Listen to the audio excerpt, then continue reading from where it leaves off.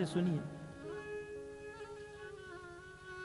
यह संसार जब भगवान ने बना दिया तो इस संसार में प्रजा की उत्पत्ति कैसे हुई, जिसे विसर्ग कहा जाता है, यह कथा मैत्रेय मुनि विदुर जी को सुना रहे हैं। और वही कथा शुक्र ताल में सुखदेव गोस्वामी परीक्षित को सुना रहे हैं। और वही कथा नैमिषारण्य में सुध गोस्वामी 88,000 ऋषि मुनि को। 3 प्रसंग एक साथ।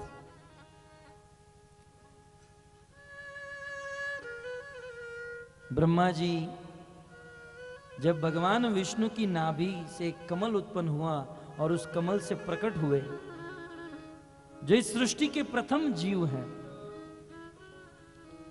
ऐसे ब्रह्मा जी का जब प्राकट्य हुआ, नहीं जानते थे मैं कौन हूं, मेरा जन्म क्यों हुआ है, मुझे क्या करना है। लेकिन उस समय ब्रह्मा जी को 2 शब्द सुनाई दिए, तपः तपः। तुरंत समझ गए कि भगवान की इच्छा है मैं तपस्या करूं। और ब्रह्मा जी तपस्या करने में लग गए। कितने बुद्धिमान थे। और हम लोग 2 बार नहीं, 200 बार, 2000 बार, 20,000 बार कहा जाता है माला जपो माला जपो, लेकिन हम लोग नहीं जपते हैं, भगवान का नाम नहीं लेते हैं। ब्रह्मा जी ने तपस्या की और ब्रह्मा जी की तपस्या से भगवान से विष्णु प्रसन्न हो गए, कृष्ण प्रसन्न हुए। भगवान कृष्ण ने समस्त वेद शास्त्र पुराण का ज्ञान ब्रह्मा जी को प्रदान कर दिया और ब्रह्मा जी को आज्ञा दी कि हे ब्रह्मा, अब मैंने तुम्हें ज्ञान दे दिया है, उस ज्ञान के बलबूते पर तुम प्रजा की उत्पत्ति करो। तब ब्रह्मा जी प्रजाओं की उत्पत्ति करने लगे। सबसे पहले ब्रह्मा जी ने 4 कुमार को जन्म दिया, सनक, सनातन, सनंदन, सनक। और उनको जन्म देकर कहा आप सब लोग शादी करो और प्रजा की उत्पत्ति करो। बोले पिताजी हम नहीं करेंगे, हमें तो ब्रह्मचारी आप रहने दीजिए। देखिए हमारे संसार की परंपरा ब्रह्मचारी रहने की है। ब्रह्मा जी से प्रथम पुत्र का जन्म हुआ, प्रथम 4 पुत्र, चारों 4 ब्रह्मचारी हो गए।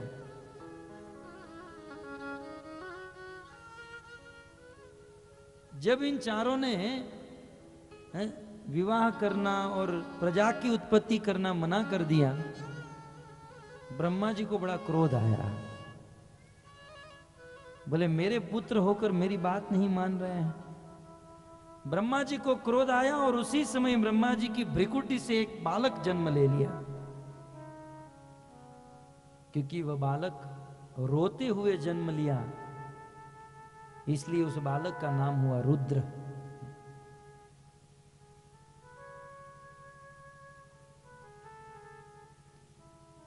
शिव जी का जन्म हुआ ब्रह्मा जी की भ्रिकुटी से।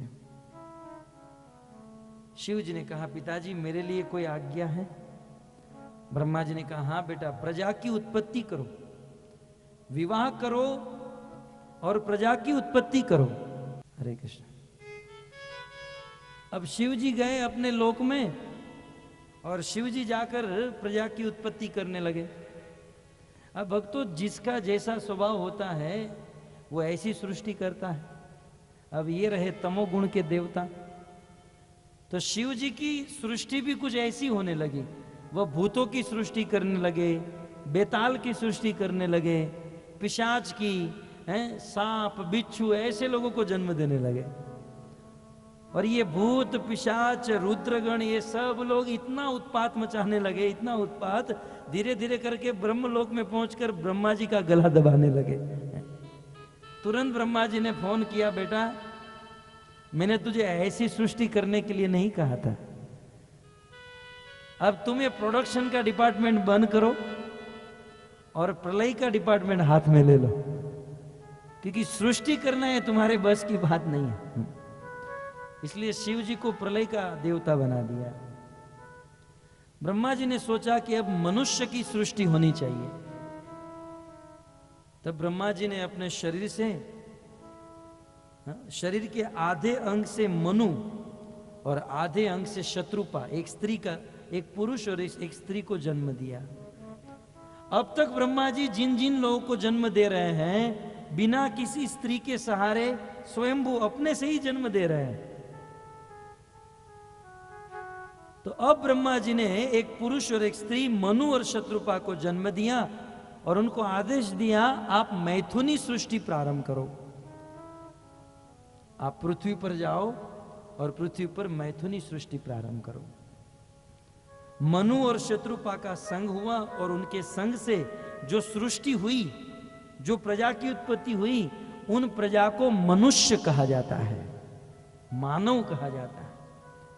भक्तों, ये मानव का जन्म मनु और शत्रुपा से हुआ, लेकिन हमारे बच्चों को स्कूल में क्या पढ़ाया जाता है? ये मनुष्य का जन्म बंदर से हुआ। डार्विन का सिद्धांत है। पहले बंदर थे और बंदर धीरे धीरे दो पांव पर चलने लगे, धीरे धीरे पूंछ चली गई, बाल चला गया और वही बंदर आज के सोफिस्टिकेटेड मनुष्य बन गए। क्यों डॉक्टर साहब? ठीक है ना? हम भी पढ़े हैं तीसरी कक्षा में। लेकिन बताइए, आज का यह ज्ञान जो स्कूल और कॉलेज में दिया जाता है कितना गलत है। दूसरे शब्दों में हमारे पितरों को, हमारे बाप दादा को गाली दे रहे हैं कि आपका बाप बंदर था, और हम लोग उसे पढ़ते हैं। अमेरिका में इस सिद्धांत को बैंड किया गया, लेकिन भारत में अभी भी घसीटा जा रहा है। भारत में अभी भी सिखाया जा रहा है। लेकिन भक्तों, सत्य बात यह है कि मानवों की उत्पत्ति बंदरों से नहीं, मनुष्य से हुई। शब्द की व्युत्पत्ति देखिए आप, मनुष्य को संस्कृत में मानुज कहा जाता है। क्यों? ज का अर्थ होता है जन्म और मानु का अर्थ होता है मनु से जन्म लेने वाले। मनु से जन्म हुआ इसलिए मानुज कहते हैं, मनु से जन्म हुआ इसलिए मनुष्य कहते हैं। तो भक्तों, इस प्रकार से ब्रह्मा जी से मनु और शत्रुपा प्रकट हुए। और जब ये पृथ्वी पर आने के लिए ब्रह्मलोक से नीचे उतरे तो देखा पृथ्वी अपने स्थान पर नहीं थी। वे वापस ब्रह्मा जी के पास गए और ब्रह्मा जी ने भगवान का स्मरण किया। भगवान का बहुत सुंदर अवतार हुआ, जिस अवतार का नाम है वराह अवतार। और भगवान वराह ने हिरणाक्ष के द्वारा जिस पृथ्वी को रसातल में छिपा दिया था, उस पृथ्वी का उद्धार कर दिया। और फिर मनुष्य रूप आए इस पृथ्वी के ऊपर, और इस पृथ्वी के ऊपर विवाह करके प्रजा की उत्पत्ति किए। सर्वप्रथम मनु और शत्रुपा ने 5 संतान को जन्म दिया। देखिए हमारी सृष्टि का इतिहास। भगवान विष्णु से ब्रह्मा, ब्रह्मा से मनु, और मनु से 5 संतान हुई। उस 5 संतान में से 3 कन्या और 2 पुत्र।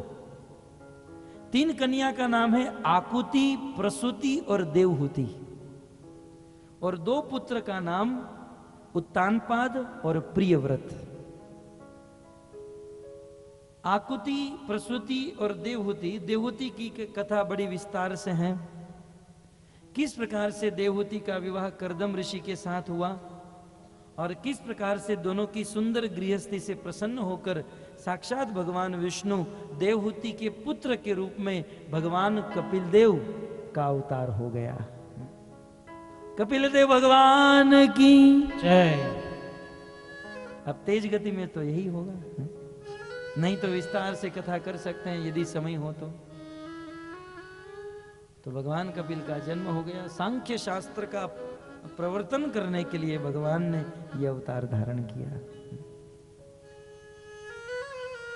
तो 3 कन्या की कथा सुनाने के बाद अब मैत्रेय मुनि राजा उत्तानपाद की कथा सुना रहे। 2 जो पुत्र हुए मनु और शत्रुपा के, उत्तानपाद और प्रियव्रत। भक्तों, वैसे देखा जाए तो प्रियव्रत बड़े पुत्र थे, उत्तानपाद छोटे पुत्र थे।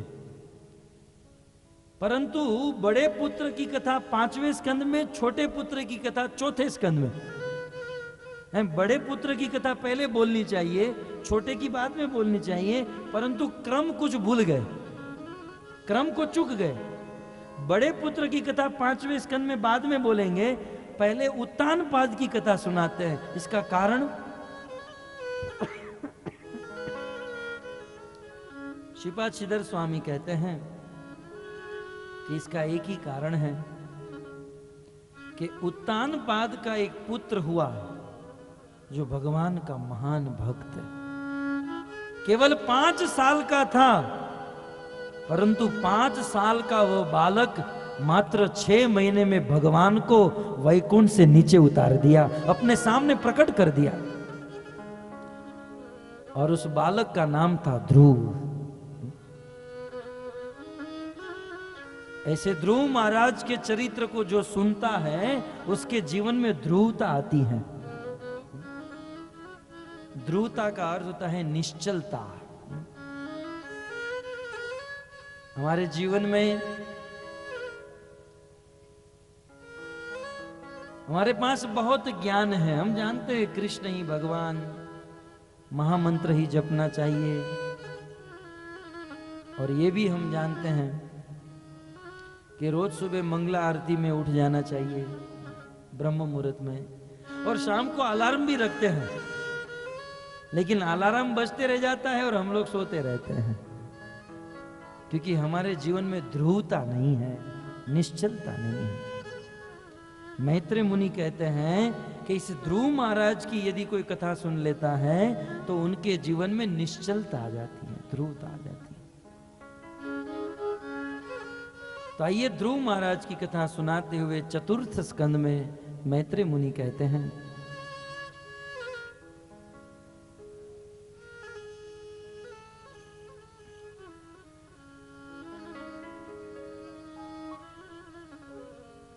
मनु महाराज के छोटे पुत्र उत्तानपाद,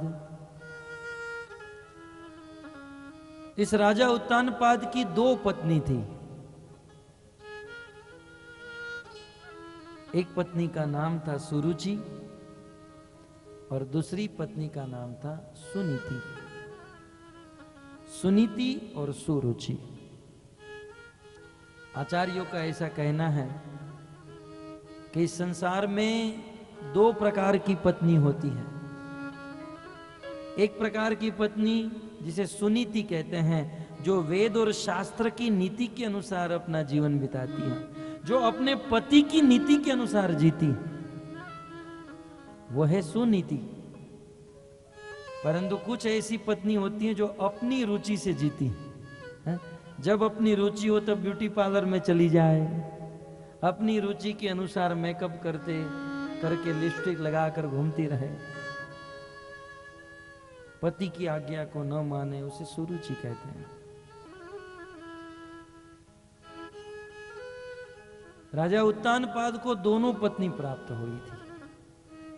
पहले तो उनका विवाह सुनीति के साथ हुआ, परंतु सुनीति से कोई संतान उत्पन्न नहीं हुई। इसलिए एक दिन सुनीति ने ही कहा कि पतिदेव, आपको मुझसे कोई संतान नहीं हो रही है, इसलिए आप दूसरा विवाह कर लीजिए, क्योंकि आप राजा हो और राजा का तो वंश परंपरा चलनी चाहिए।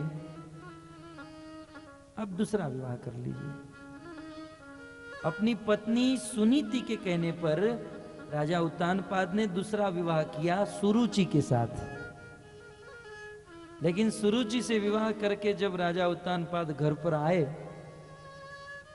और सुरुचि ने देखा कि पहले से ही एक पत्नी घर पर बैठी है, अपने पति को कहा, ये कौन है? पति ने कहा, ये मेरी पहली पत्नी है, तुम्हारी बहन। तुरंत सुरुचि ने कह दिया, बोले या तो ये तुम्हारे घर पर रहेगी या तो मैं तुम्हारे घर पर रहूंगी, दोनों में से एक को निकाल दो। अब राजा क्या करते हैं? राजा ने सुनीति को अपने घर से निकाल दिया, यहां तक कि अपने राज्य से निकाल दिया। राज्य के बाहर एक झोंपड़ी बनाकर रहने लगी है। भक्तों, पूरा दिन सुनीति काम करती, जंगल से लकड़े बटोरती, उसे बेचकर जो पैसे मिलता उससे अपना जीवन बिताती थी।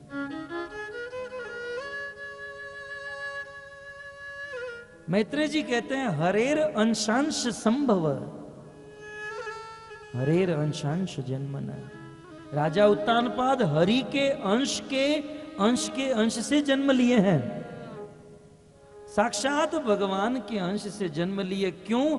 पूरे पृथ्वी का, प्रजा का पालन करने के लिए। लेकिन परवशता तो देखिए, अपनी पत्नी का पालन नहीं कर पाए। जगत का पालन करने के लिए भगवान ने जिसको जन्म दिया, वो अपनी पत्नी का पालन नहीं कर पाया। भक्त अघट्ट घटना पठियसी, भगवान की ये शक्ति है। कब रोड़पति को करोड़पति बना दे और कब करोड़पति को रोड़पति बना दे, इसका कोई भरोसा नहीं है। एक दिन सुनीति राजमाता है, राजा की रानी थी, एक इशारे पर लाखों लोग कुर्बान हो जाते थे। लेकिन एक ही पल में सुनीति को घर से बाहर कर दिया। सूरदास जी ने एक पद लिखा है कि संसार में समय का कोई भरोसा नहीं है। एक दिन राजा राज हरीशन, एक दिन राजा राज हरीशन, संपत्ति में रुसमान, होतन एक समान। सब दिन होतन एक समान। संसार में सब दिन एक समान नहीं होते हैं। विचार कीजिए, राजा हरिश्चंद्र एक दिन इस पृथ्वी के चक्रवर्ती सम्राट थे। इस पृथ्वी के छोटे मोटे राजा राजा हरिश्चंद्र के झंडे के नीचे थे। अचानक एक दिन रात को स्वप्न आया कि मैंने मेरी सारी पृथ्वी विश्वामित्र को दान में दे दी। और वही विश्वामित्र दूसरे दिन आए, संकल्प करके सारी पृथ्वी को दान में दे दिया राजा हरिश्चंद्र ने। विश्वामित्र ने कहा, राजन तुमने दान तो दिया लेकिन दक्षिणा नहीं दी। बोलिए मुनि, आप जो मांगो वो देने के लिए तैयार हूं, क्या चाहिए आपको? विश्वामित्र जी ने कहा, राजा 10 सोना मोहर चाहिए मुझे। तुरंत राजा हरिश्चंद्र ने ताली बजाई, सैनिक अनुचर को बुलाया और कहा, हमारे धन कोष के खजाने से 10 नहीं, इस मुनि को 100 सोना मोहर दे दो। तुरंत विश्वामित्र ने राजा हरिश्चंद्र को सावधान किया, सावधान राजन, ये पूरी पृथ्वी तुम मुझे दान में दे चुके हो और अब इसी पृथ्वी से तुम मुझे सोना मोहर देने जा रहे हो। यदि तुमको सोना मोहर देनी है तो इस पृथ्वी से बाहर निकलो और पृथ्वी से बाहर जाओ, सोना मोहर लेकर आओ और फिर मेरी दक्षिणा पूर्ण करो। भक्तों, इस पृथ्वी का चक्रवर्ती सम्राट सत्यवादी राजा हरिश्चंद्र, वो जानते थे कि काशी नाम का शहर वाराणसी, ये जो काशी नगरी है, इस पृथ्वी का हिस्सा नहीं, वो तो शिव जी के त्रिशूल के ऊपर बसा है। आज भी भूकंप हमारी पृथ्वी पे अनेकों जगह पर आते हैं, लेकिन काशी में आज तक भूकंप नहीं हुआ क्योंकि पृथ्वी का हिस्सा नहीं। तुरंत राजा हरिश्चंद्र अपनी पत्नी तारामती और अपने पुत्र रोहित को लेकर काशी में चले गए और काशी के चौराहे के ऊपर बीच बाजार में खड़े रहकर दोनों हाथ ऊपर करके पुकारने लगे, हे काशी के वासियों, सुन लो मेरी पुकार, आप मुझे खरीद लो, मेरी पत्नी को खरीद लो, मेरे बच्चे को खरीद लो। राजा हरिश्चंद्र ने अपनी पत्नी तारामती को बेच दिया, अपने पुत्र को बेच दिया और खुद बिक गए। इसलिए तो सूरदास जी ने कहा ना, एक दिन पूरे भूमंडल के राजा और एक दिन काशी की बाजार में खुद बिक गए और पत्नी और बच्चों को बेच दिया। सब दिन होत न एक समान भक्तों, जीवन में सब दिन एक समान नहीं होते।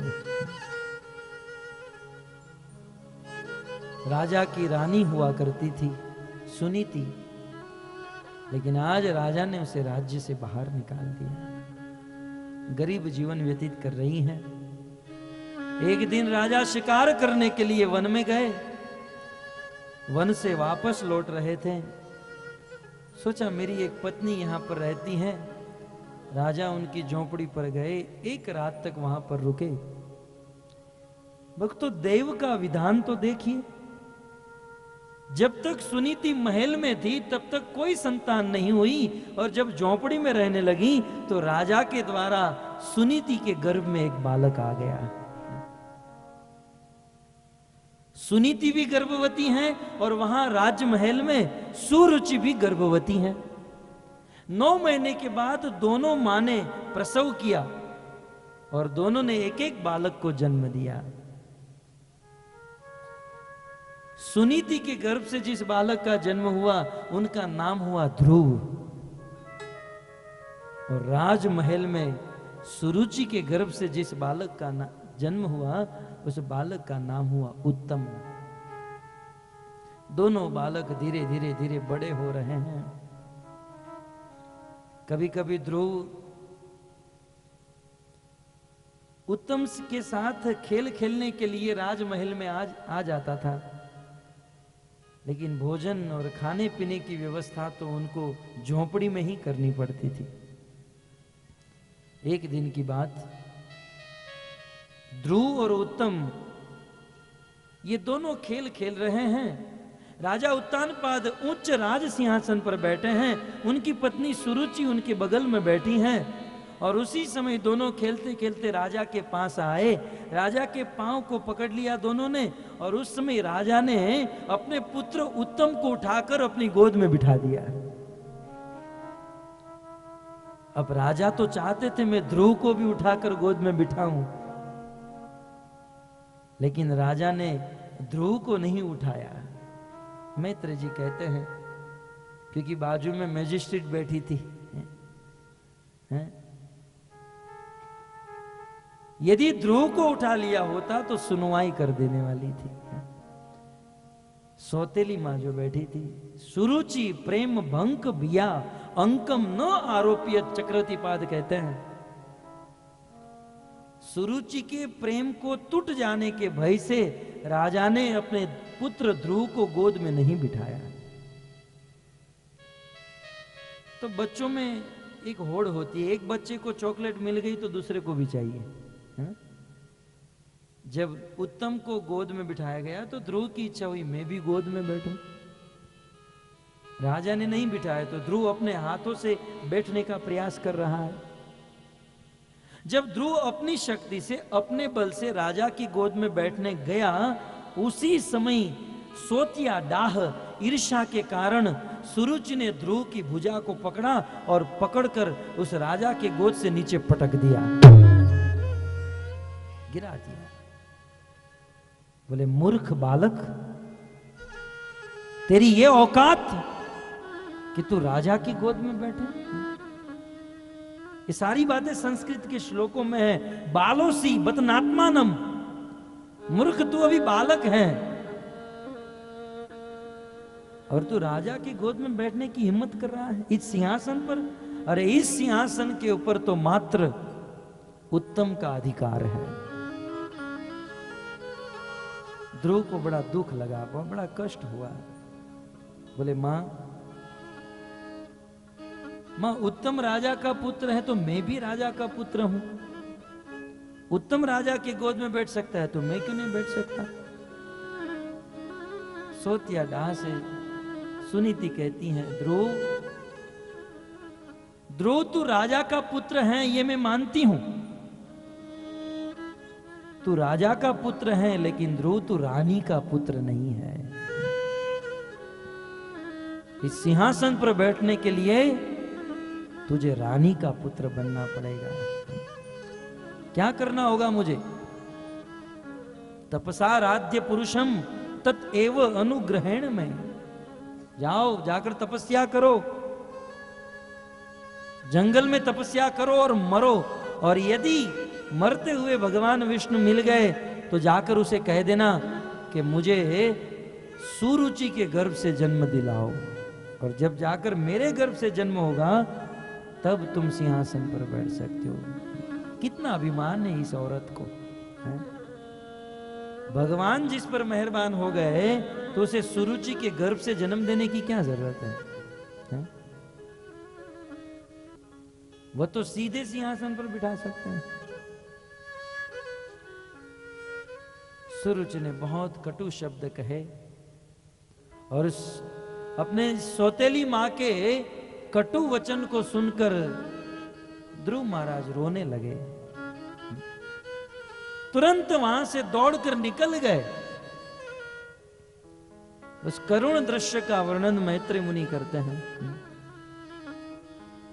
मातु सपत्न्या सदुरुक्त वेद्वे स्वशनरुषा दंड हतो यथा हितवात्मपातं पितरं सन्नवाचं जगाम मातु प्ररोदन शकाशम्।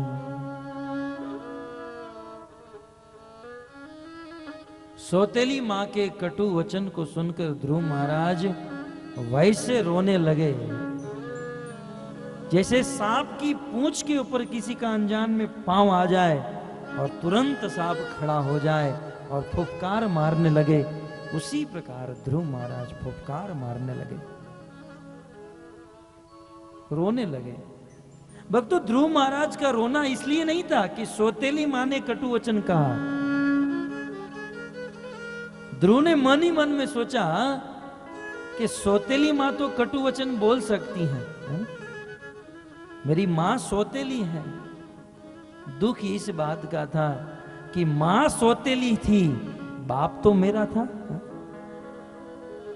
मां सौतेली थी, कटुवचन बोला कोई बात नहीं, लेकिन बाप तो मेरा था। कम से कम वाणी से भी सपोर्ट कर दिया होता तो भी, लेकिन कुछ नहीं बोल पाया। भक्तों, कलयुग के पुरुष की हालत कुछ ऐसी ही है। अपनी पत्नी के वश में होकर अपना कर्तव्य भूल जाते हैं। अपने पुत्र के प्रति क्या कर्तव्य है, अपने माता पिता के प्रति क्या कर्तव्य है, पत्नी के मोह में फंसकर भूल जाते हैं। ध्रुव महाराज अपनी मां सुनीति के गोद में मस्तक रखकर जोर जोर से रोने लगे। सुनीति कहने लगी, बेटा क्या हुआ, क्यों रो रहा है, क्या चाहिए? परंतु इतना रो रहा है यह बालक कि बोलने की शक्ति नहीं है। महलों की कुछ दासी ने आकर कहा, सारी बात बताई। इस बात को सुनकर सुनीति भी रोने लगी। मां और बेटा दोनों रो रहे हैं, लेकिन दोनों को शांत करने वाला आज इस संसार में कोई नहीं है। इस दुनिया में तो जब कोई रोता है तो मस्तक पर हाथ रखकर शांत कराने वाला भी कोई होता है, लेकिन ऐसी परवशता है कि दोनों रो रहे हैं, कोई शांत कराने वाला नहीं। सुनीति ने सोचा, यदि मैं रोती रहूंगी तो मेरे बालक को कौन संभालेगा। धीरज धारण करके सुनीति रोते रोते अपने पुत्र को उपदेश दे रही हैं। भक्तों, अद्भुत घटना है, करुण दृश्य है। उपदेश देने वाला भी रो रहा है और उपदेश सुनने वाला भी रो रहा है। लेकिन इस मां ने जो उपदेश दिया है ना अपने पुत्र को, संसार की समस्त मां को अपने पुत्र को यह उपदेश देना चाहिए है? मां सुनीति ने अपने पुत्र ध्रुव को कहा, बेटा तू स्वप्न में भी अपनी सौतेली मां को दोष मत देना। कितनी सुंदर बात बताई।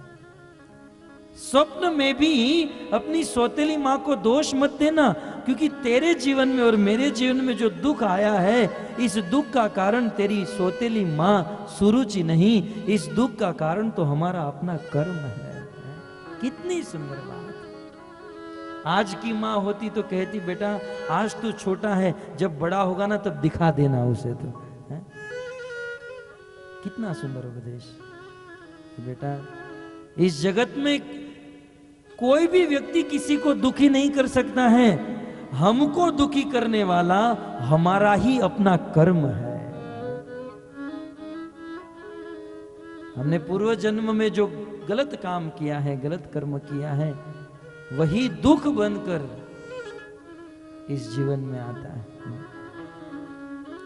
सुमंत्र जी को उपदेश देते हुए लक्ष्मण जी इस बात को कहते हैं, इस संसार में जब जीवन में दुख आए तो किसी को दोष मत दो। क्यों? लक्ष्मण जी रामायण में कहते हैं, काहुन को सुख दुख कर दाता, काहुन को सुख दुख कर दाता, निज कृत कर्म भोग सब भ्राता, निज कृत कर्म भोग सब भ्राता। काहुन को सुख दुख कर दाता, इस संसार में सुख दुख देने वाला कोई नहीं, हमारा कर्म ही हमें सुख और दुख देता है। इसलिए किसी को दोष नहीं देना चाहिए। जब जीवन में दुख आए तो हमें हमारे कर्म को ही दोष देना चाहिए। और बेटा भले ईर्ष्या से, परंतु तुम्हारी सौतेली माँ ने तुम्हें जो उपदेश दिया है ना, परम सत्य उपदेश दिया है। यदि तुम अपने पिता की गोद में बैठना चाहते हो, अपने पिता के राज्य को, आसन को प्राप्त करना चाहते हो, तो भगवान विष्णु की आराधना करो। यदि भगवान विष्णु प्रसन्न हो गए तो तुम्हारी इच्छा पूर्ण कर सकते हैं। ध्रुव रोते रोते प्रश्न पूछ रहे हैं, मां क्या संसार में कभी ऐसा हुआ कि भगवान विष्णु ने किसी की इच्छा पूरी की हो? बोले हाँ, ब्रह्मा जी। भगवान विष्णु को तपस्या करके प्रसन्न कर लिया और भगवान ने ब्रह्मा जी को ब्रह्मलोक का राजा बनाया। बोले माँ वो तो बहुत बड़े हैं, हमारे परिवार में, हमारे कुटुंब में कोई ऐसा है? बोले हाँ, तुम्हारे दादा मनु महाराज तपस्या करके 71 चतुर्युग तक एक मनवंतर के राजा हो गए, पूरे ब्रह्मांड के राजा। तो बस अब मां मैं भगवान विष्णु को प्राप्त करना चाहता हूं, बताओ मुझे विष्णु कहां मिलेंगे? 5 साल का बालक खड़ा हो गया मां की गोद से, क्षत्रिय का खून था भक्तों। तुरंत खड़ा होकर मां को बोला, मां ये विष्णु मिलेंगे कहां? मां सुनीति ने कहा, बेटा मैं तो नहीं जानती हूं, लेकिन मैंने सुना है कि बड़े बड़े ऋषि मुनि विष्णु को प्राप्त करने के लिए वन में चले जाते हैं।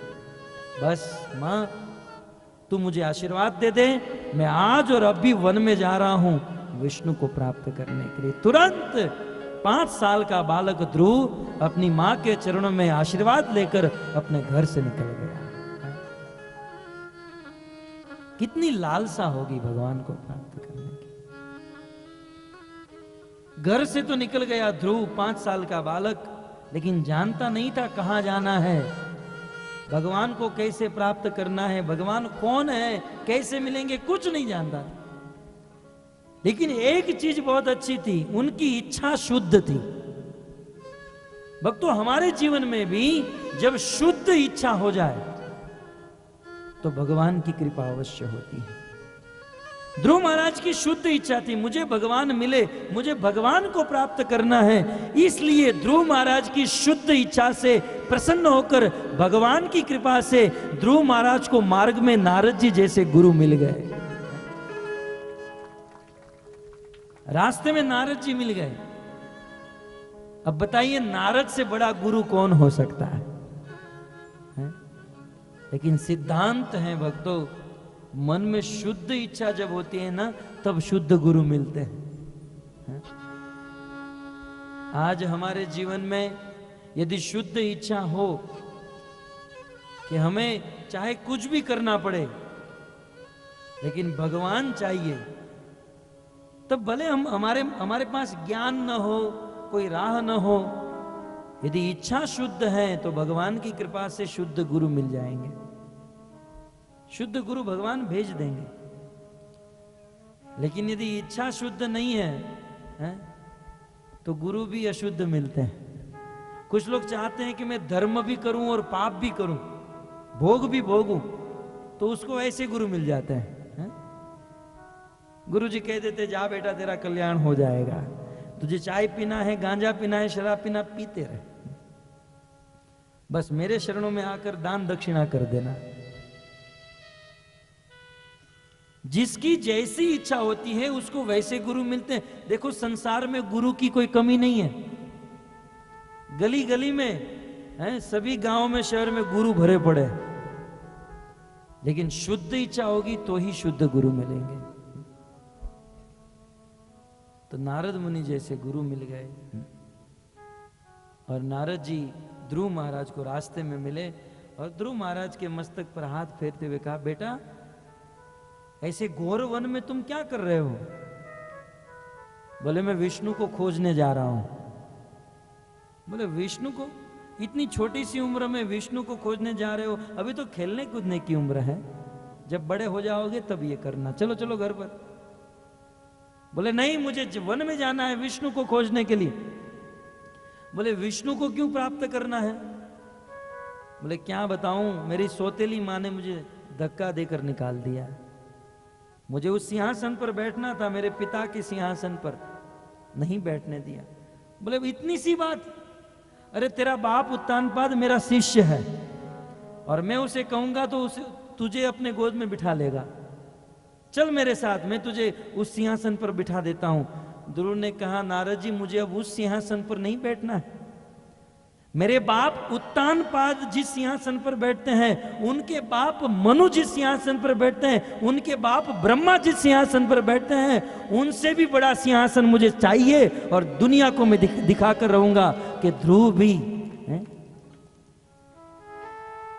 कोई साधारण व्यक्ति नहीं है, सुनीति का पुत्र है।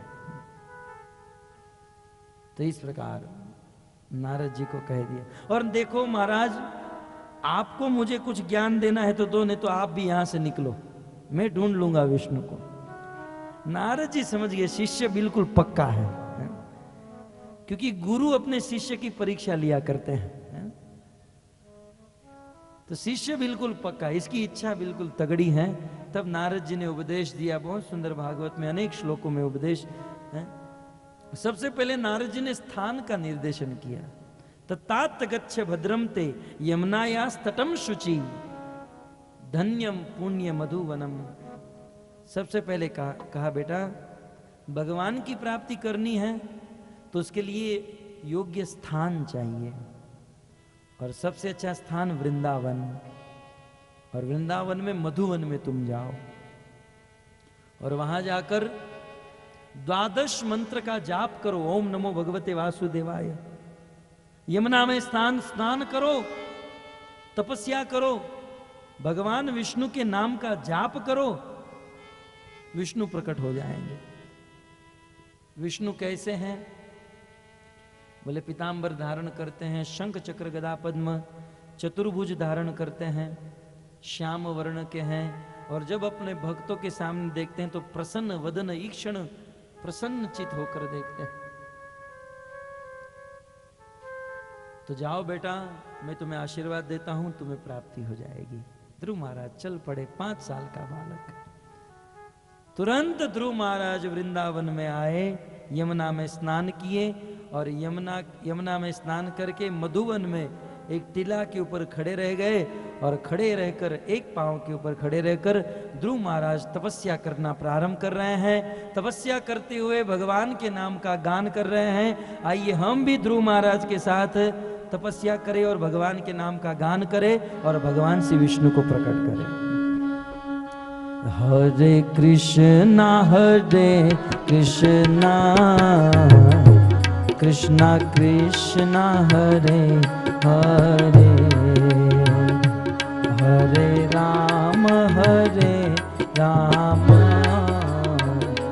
राम राम हरे हरे, हरे कृष्णा कृष्णा कृष्णा हरे हरे, हरे राम राम राम हरे हरे, हरे कृष्णा कृष्णा कृष्णा हरे हरे, हरे राम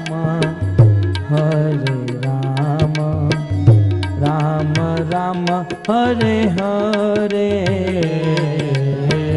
हरे कृष्णा कृष्णा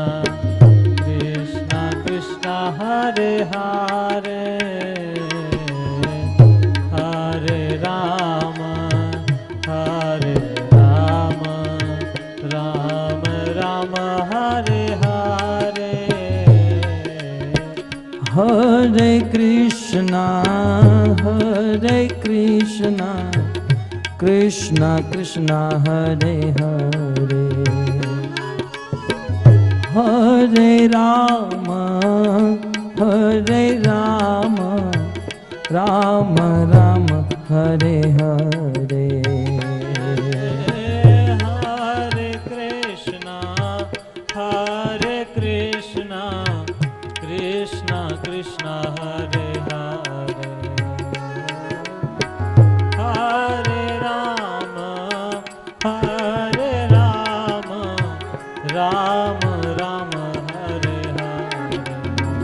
हरे कृष्णा कृष्णा कृष्णा हरे हरे, हरे राम राम राम हरे हरे, हरे कृष्णा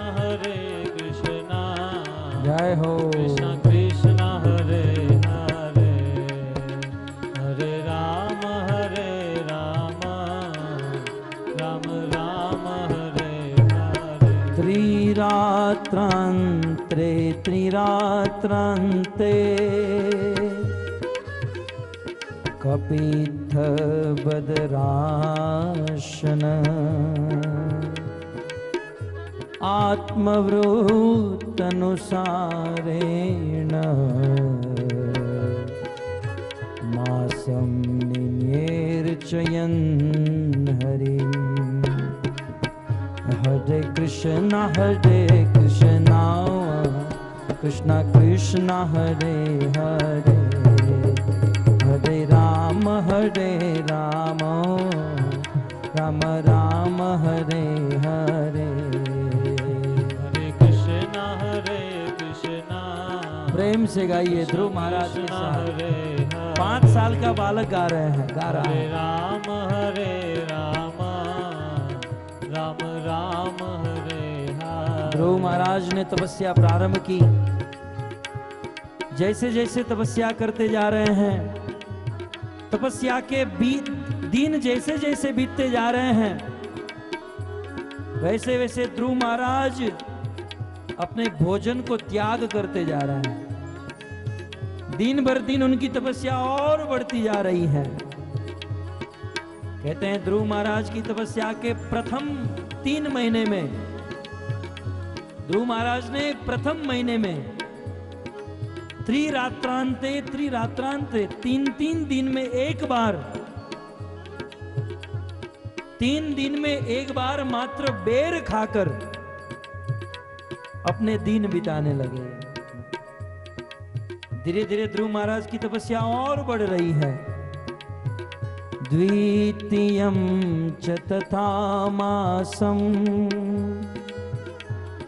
षष्ठे षष्ठेर्भकोर्दिने तृणपर्णादिभिः शीर्णे कृतान्नोऽभ्यर्चयन् विधुम्। हरे कृष्णा कृष्णा कृष्णा हरे हरे, हरे राम राम राम हरे हरे। हरे कृष्णा प्रेम से गाइए। कृष्णा कृष्णा हरे जय हो। हरे राम राम राम हरे हरे। हरि बोल। हरे कृष्णा कृष्णा कृष्णा हरे हरे, हरे राम राम राम हरे हरे। हरे कृष्णा कृष्णा कृष्णा हरे हरे, हरे राम राम राम हरे हरे। 1 महीना समाप्त हो गया। दूसरे महीने में ध्रुव महाराज ने अपनी तपस्या और बढ़ा ली। दूसरे महीने में 6 दिन में एक बार मात्र सूखे पेड़ के पत्ते को खाकर अपना जीवन बिताने लगे। पेड़ से गिरे हुए सूखे पत्ते को खाकर ध्रुव महाराज अपनी तपस्या जारी कर रहे हैं। अब दूसरा महीना बीता, तीसरा महीना प्रारंभ हुआ। तृतीयं चान्ययन् मासं नवमे हनि अम्भक्ष उत्तम श्लोकम् उपाधावत् समाधिना। हरे कृष्णा कृष्णा कृष्णा हरे हरे, हरे राम राम राम हरे हरे। हरे कृष्णा कृष्णा कृष्णा हरे हरे, हरे राम राम हरे हरे। 2 महीना समाप्त, तीसरा महीना प्रारंभ। कहते हैं तीसरे महीने में 9 दिन में एक बार मात्र जल पीकर ध्रुव महाराज अपनी तपस्या को जारी किए। चतुर्थमपि वै मासं द्वादशे हनि वायुवक्षोजित श्वासो ध्यायन् देवमधारय। हरे कृष्णा कृष्णा कृष्णा जय हो। हरे राम राम हरे हरे। हरे कृष्णा कृष्णा कृष्णा हरे हरे, हरे राम राम हरे हरे। 3 महीना समाप्त, चौथा महीना प्रारंभ। ध्रुव महाराज चौथे महीने में कहते हैं 12 दिन में एक बार मात्र जल पीकर, मात्र वायु ग्रहण करके ध्रुव महाराज अपनी तपस्या को जारी किए। 5वें महीने में सांस लेना भी बंद कर दिए और 6ठे महीने में सांस लेना बंद करके भगवान के साथ ऐक्य भावना करके भगवान का पूर्ण रूप से ध्यान करने लगे। जब ध्रुव महाराज ने भगवान का ध्यान किया, सांस रोक दिया। कहते हैं ध्रुव महाराज के सांस रोकने पर इस ब्रह्मांड में समस्त लोगों की सांस रुक गई।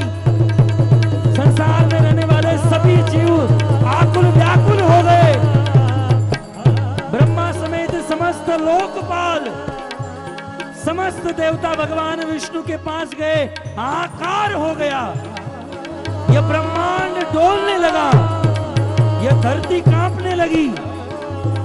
जैसे किसी नाव में पांव रखते ही, जैसे गजराज किसी नाव में पांव रखता है, और नाव डोलने लगती है, वैसे ध्रुव महाराज की तपस्या से यह ब्रह्मांड डोलने लगा, धरती कांपने लगी, आकाश गरजने लगा।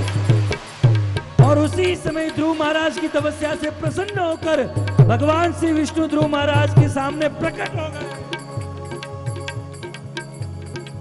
ध्रुव महाराज खड़े होकर भगवान श्री विष्णु का दर्शन करने लगे। हरे कृष्णा कृष्णा कृष्णा हरे हरे, हरे राम राम राम हरे हरे, हरे कृष्णा कृष्णा कृष्णा हरे हरे, हरे राम राम राम हरे हरे। बोलो हरे कृष्णा कृष्णा कृष्णा हरे हरे, हरे राम राम राम हरे हरे, हरे कृष्णा कृष्णा कृष्णा हरे। आज ध्रुव महाराज के सामने भगवान विष्णु प्रकट हुए हैं। सब लोग अपने स्थान पर खड़े होकर प्रेम से नाचिए, गाइए, कीर्तन कीजिए। जय हो। हरे राम राम राम हरे हरे, हरे कृष्णा कृष्णा कृष्णा हरे हरे, हरे राम राम राम हरे। बोलो हरे कृष्णा कृष्णा कृष्णा हरे हरे, हरे राम राम राम हरे हरे, हरे कृष्णा कृष्णा कृष्णा हरे हरे, हरे राम राम राम हरे हरे। कृष्णा कृष्णा कृष्णा हरे हरे, हरे राम राम राम हरे हरे, हरे कृष्णा प्रेम से कृष्णा हरे हरे, हरे राम राम राम हरे हरे। हरे कृष्णा कृष्णा कृष्णा हरे हरे, हरे राम राम राम हरे हरे, हरे कृष्णा कृष्णा कृष्णा हरे हरे, हरे राम राम राम हरे हरे।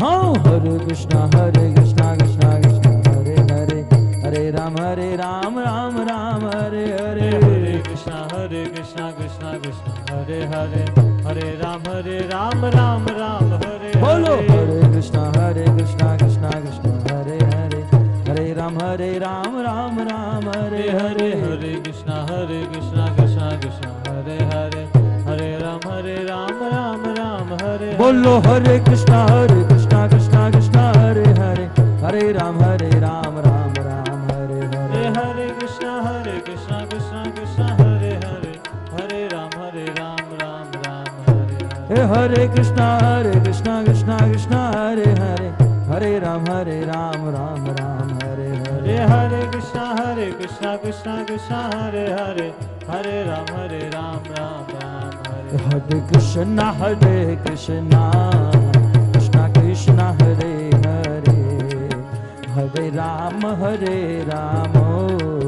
हरे राम राम राम हरे हरे, हरे कृष्णा कृष्णा कृष्णा हरे हरे,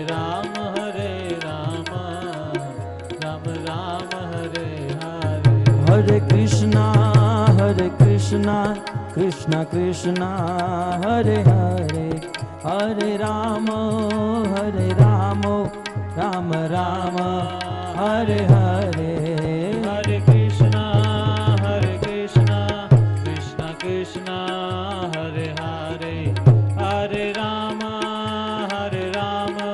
राम राम हरे हरे। हरे कृष्णा कृष्णा कृष्णा हरे हरे, हरे राम राम राम हरे हरे, हरे कृष्णा कृष्णा कृष्णा राम राम हरे देखिए, हरे। जब भगवान विष्णु का अवतार होता है तब सभी देवता प्रेम से गाते हैं और नाचते हैं, और जो असुर होते हैं वो साइड में खड़े रहते हैं। असुरों को दुख होता है, देवताओं को आनंद होता है, और देवियों को भी आनंद होता है। अब मुझे ये देखना है यहाँ पर देवता कितने हैं और असुर कितने हैं। हरे कृष्णा कृष्णा कृष्णा हरे हरे, हरे राम राम राम हरे हरे। हरे कृष्णा कृष्णा कृष्णा हरे हरे, हरे राम राम राम हरे हरे। हरे कृष्णा कृष्णा कृष्णा हरे हरे, हरे राम राम राम हरे हरे। हरे कृष्णा कृष्णा कृष्णा हरे हरे, हरे राम राम राम हरे हरे। हरे कृष्णा कृष्णा कृष्णा हरे हरे, हरे राम राम राम हरे हरे। सशंख चक्र सकिरीटकुण्डलम् सपीतवस्त्रम् सरसीरुहेक्षणक्ष